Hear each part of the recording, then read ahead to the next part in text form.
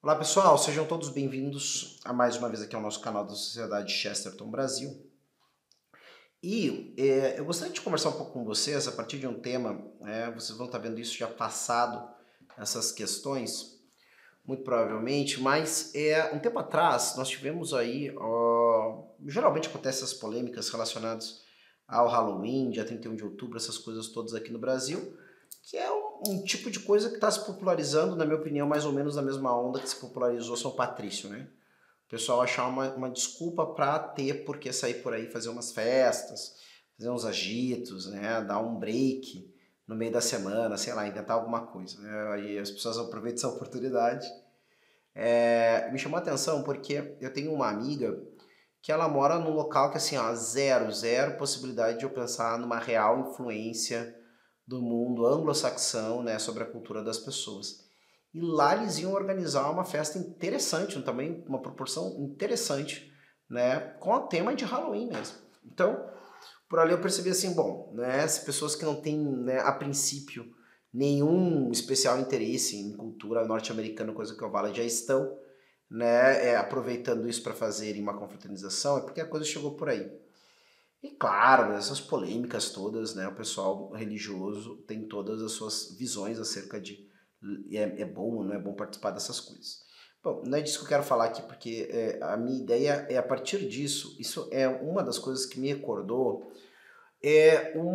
um aspecto da cultura inglesa que Chesterton retoma de muitas formas, mas talvez de maneira não tão explícita para qualquer um, que é o quê? Esse pensamento que formou aquilo que talvez alguns diriam que é o mais romanticamente, o mais poeticamente inglês. Né? E isso até de uma maneira meio literal. Já há algum tempo é um desejo que eu tenho, quem sabe um dia a gente vai poder realizar, mas é sempre muito complicado lidar com essas questões, que é tradução e publicação de poesia. Né? Mas tem um poema famoso do Chesterton, pelo menos famoso entre as pessoas que estudam alguma coisa de Chesterton, que é a Balada do Cavalo Branco, tá? Onde ele é um poema grande, né? Um poema que tem ali mais ou menos uns 9 capítulos, assim, então é um poema razoavelmente grande, né? Quer dizer, claro, não é um épico, não é um poema épico como é, por exemplo, uma Ilíada, uma Odisseia ou uma Eneida, não é nesse nível de extensão. Mas tende a ser épico, ele é uma proposta épica. No fundo ele está tentando, né, nos trazer essa visão, né, do grande rei, certo? Alfredo o Grande, o rei de Wessex. Alguns pensam que ele é o cara que unificou a heptarquia inglesa. O que era a heptarquia anglo-saxônica, né? Imagina que os anglo-saxões, como dominaram a Britânia ali, né, ou pelo menos a parte dela que hoje é a Inglaterra, eles estavam divididos em 7 reinos autônomos. É mais ou menos que nem Game of Thrones, tá? Você tá vendo essa associação, você que viu Game of Thrones? Sim, o Martin muito provavelmente se inspirou nisso, sim.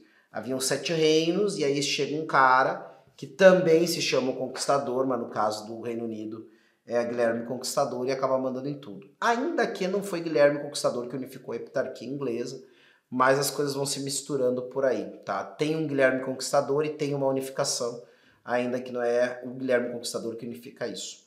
Mas sem dúvida nenhuma, a liderança de Wessex com Alfred, né, ou com Alfredo o Grande, ele é algo decisivo para caminhar para essa unificação, né, desses 7 reinos anglo-saxões, certo? Numa única, ou melhor, numa unidade política. Isso também com uma colaboração muito grande do processo de evangelização desse pessoal todo, tá? Acontece em 2 movimentos, certo? E essa Inglaterra anglo-saxônica, né, é que vai realmente, ou até o nome Inglaterra vem disso, né, England, né, terra dos anglos, tá? Esse negócio vai se conformar, vai ganhar sua unidade, sua liga, especialmente em vista da missão de evangelização desse lugar. Então assim, Rodrigo, você está falando de Chester, vamos aproveitar aí para falar um pouco de cristianismo, sei lá, né, dar uma evangelizada de tabela. A gente não é tanto o caso, é mais o caso da gente pensar que o nosso autor é um autor que fez um processo de autoconhecimento, e isso é muito louco. As pessoas, eu acho que elas não percebem o quanto isso diz acerca da penetração cultural em Chesterton desses ecos do que era esta Inglaterra pré-reforma protestante, certo? Ou ainda pré-industrialização, tá? Porque o Chesterton, ele diz em Ortodoxia que quando ele compôs a sua filosofia pessoal, essa é a provocação que fazem a ele, vou me preocupar em apresentar a minha filosofia quando o senhor Chesterton apresentará a dele. Ele diz assim, eu estava querendo formar a minha heresia, a minha heterodoxia, certo? Mas eu descobri que aquilo que eu percebi que era o certo, correto, o adequado ou mesmo o belo, na verdade é nada mais nada menos que a ortodoxia. A ortodoxia segundo, né, a melhor filosofia, a ortodoxia segundo a doutrina da igreja. Tanto é que depois ele vai sintetizar isso, e a gente quase pode pensar, não é por nada, tá, que a gente coloca esses 3 livros juntos como clássicos de Chesterton, Hereges, o livro onde ele lança o desafio, aí Ortodoxia, o livro em que ele é desafiado e responde o desafio. E a gente quase dá para pensar que o homem eterno é o desdobramento final, né, dessas ideias, ou talvez o desdobramento mais elevado pelo tema que ele trata justamente daquilo que Santo Agostinho falou que era o que interessava. Quem é Deus e o que é o homem, né? Então, e ele vai lá e desdobra essa visão ortodoxa dele, tá? Ortodoxo quer dizer a boa regra, né? A boa, né? Essa ortodoxia dele, tá? Ele vai se desdobrar nessa percepção dele de um homem eterno, certo? Agora, é interessante, Chesterton não diz que ele foi procurar algo que se adequasse ao que ele achava que era o certo. Ele foi em busca do que ele percebia ser o certo, parecia ser o razoável, e depois ele percebeu que esse razoável, esse correto, estava muito perto, muito parecido daquilo que a tradição cristã, ou mesmo a tradição filosófica realista tinha proposto. Então o Chesterton é um homem que foi penetrado por uma cultura, foi perpassado por uma cultura. Disse sim a certas coisas e rejeitou outras. Para quem não conhece tanto a biografia do Chesterton, basta dizer que ele não ficou a vida inteira numa redoma religiosa ou conservadora ou qualquer coisa que o valha. Chesterton tinha um pai, especialmente com uma cultura humana muito eclética, com um cristianismo que não era rígido de nenhuma forma, né? Chesterton vai aprender, e acredito eu, primeiramente a amar a cultura literária antes de amar a cultura religiosa, certo? E a partir disso ele intui, né, muitas das experiências humanas que têm conteúdo de verdade, de beleza e de bondade, tá? Mas ele flerta e mesmo se aprofunda em outras coisas, como o ateísmo e o decadentismo estético, da qual um dos maiores expoentes vai ser, por exemplo, Oscar Wilde, tá? E que vai sofrer os vários problemas, né, da sua vida, em vista justamente de radicalizar a vivência daquilo que esse decadentismo propunha. Tá? Então Chesterton é um cara que passou por vários desses lugares e em meio a isso formula, né, esse corpo de pensamento que a gente pode ver, né, de maneira essencial ali em ortodoxia, mas é claro que ele vai desenvolver algumas daquelas ideias ainda mais ao longo da sua obra. Pensando que Chesterton escreve Ortodoxia em 1908, ele vai converter-se ao catolicismo em 1922 e vai falecer em 1936. Então tem um arco grande de desenvolvimento de pensamento de Chesterton, certo? Entre ortodoxia e o seu falecimento, tá? Onde ele vai estar produzindo até o último ano de vida dele, certo? Mas nós temos ali as ideias fundamentais estão em ortodoxia, pelo menos a minha opinião é isso, tá? E mais do que isso, se nós pararmos para pensar, esse Chesterton, ele não é um cara que está numa sociedade especialmente, né? Alguns, claro, podem dizer, não, Rodrigo, mas havia um movimento romântico que também entrou na Inglaterra e que queria trazer à baila, né, vários elementos do mundo medieval. Bom, verdade, mas que medievalismo é esse, certo? Se a gente vai parar para pensar, esse medievo do mundo romântico, na verdade é um medievo estilizado, certo? E que muitas vezes instigava aquelas coisas em que o mundo medieval errou, ao invés de instigar as coisas que o mundo medieval acertou. Uma delas é a questão, né, dessa ideia, né, de cavalheirismo, de relação cavalheiro-dama, tá? Que muitas vezes incluía essa musa não ser a esposa do cara, mas uma mulher bela e desejável, né, que sintetizava aquele ideal de beleza. E muitas vezes até romantizando, na verdade, uma pulsão para o adultério, tá? Então, esse tipo de coisa. Então parece que esse romantismo, que vai ter expoentes como Byron e assim por diante, tá mais pro lado, né, do que errou, no que a cultura medieval errou, do que ela acertou, certo? Bom, de toda forma, Chesterton é esse homem, tá, que vai então trazer à baila mais do que um medievo. E por que eu bato no medievo? Porque essa Inglaterra que eu me refiro é a Inglaterra medieval, né? Não é a Inglaterra moderna. A Inglaterra moderna já é a Inglaterra que começa a romper com isso até a ruptura definitiva, certo? Com a consolidação do Bill of Rights e da Revolução Gloriosa, tá? Que vai pegar tudo, vai pegar, romper todas as rupturas do medievo. Se a gente vai pegar o próprio Jacques Le Goff, que é um dos maiores medievalistas que a gente tem, ele vai dizer assim, ó, as rupturas definitivas nos processos de longa duração entre a Idade Média, né, e a Idade Moderna acontecem sobretudo na Revolução Industrial.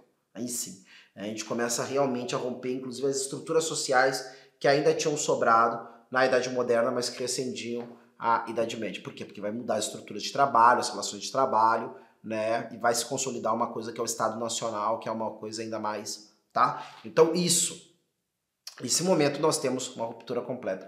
Por isso que eu estou me referindo à Inglaterra medieval. Por isso, para falar disso que eu quero propor para vocês como presente em Chesterton, eu tenho que falar de Inglaterra medieval.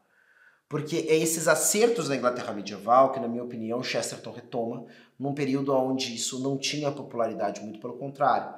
É famosa a anedota de Chesterton, depois de publicado a Ortodoxia, que ele vai estar num jantar e uma pessoa vai perguntar para ele se de verdade ele acreditava nas coisas que ele havia colocado no livro.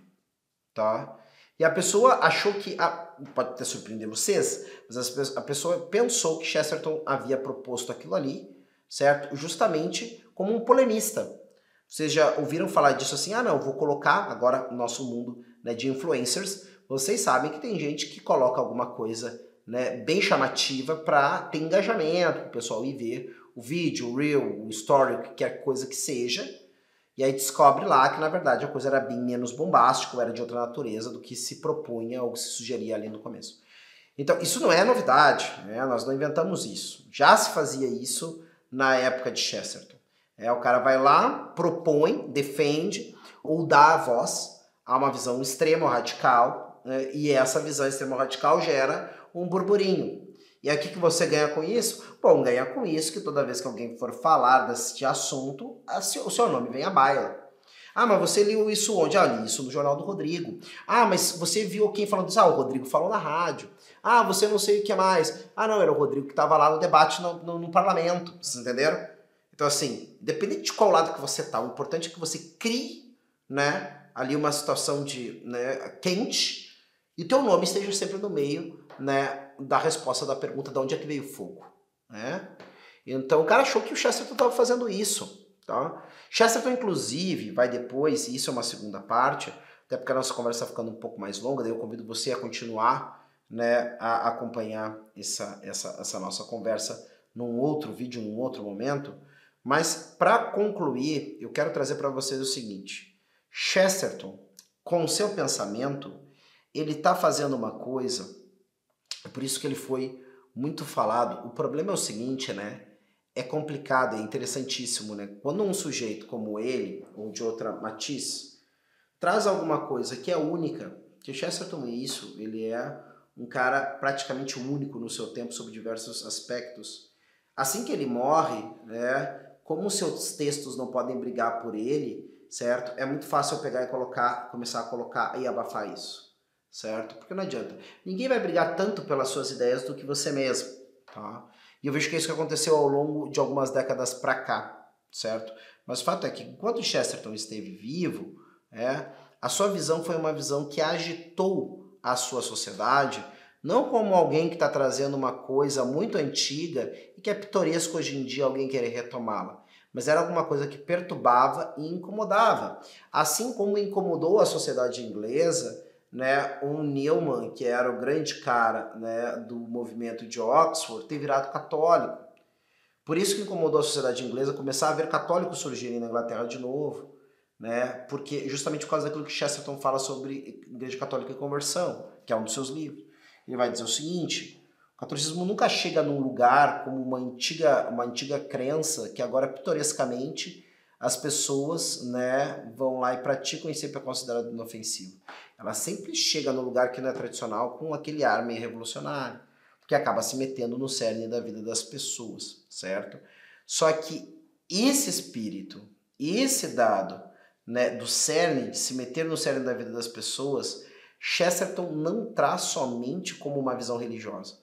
Chesterton traz como uma visão cultural integral. E essa visão cultural integral de Chesterton está muito ligado ao que é essa cultura cristã, medieval, e por ser cristã e medieval, inexoravelmente católica, tá? Essa cultura inglesa, tá? Esse catolicismo, esse modo de ver, é também um modo de ver inglês. E por isso que Chesterton, não é por nada, vai dedicar um dos seus poemas mais famosos a falar como um rei com fama de santidade, né, vai ser, na verdade, o cerne daquilo que depois vai se tornar, né, a identidade dos ingleses, ou do que seria o melhor dos ingleses. Tá? Tanto é que ele fala que ainda não havia Inglaterra quando Alfredo de Wessex subiu a tal monte, que eu não me lembro o nome agora, para se tornar o rei inglês. Então ele diz assim, Alfred de Wessex se tornou um rei inglês antes que houvesse Inglaterra. Então, obviamente, Chesterton está meio que radicando nessa personalidade esse espírito. Como é que ele apresenta esse negócio? É o Alfred, que vai lá na floresta e tem uma visão de Nossa Senhora, e então vai lá e vai combater aqueles caras, né, quase como um cruzado, né, antecipado, quase como que uma cruzada antecipada, porque lutava pela cristandade.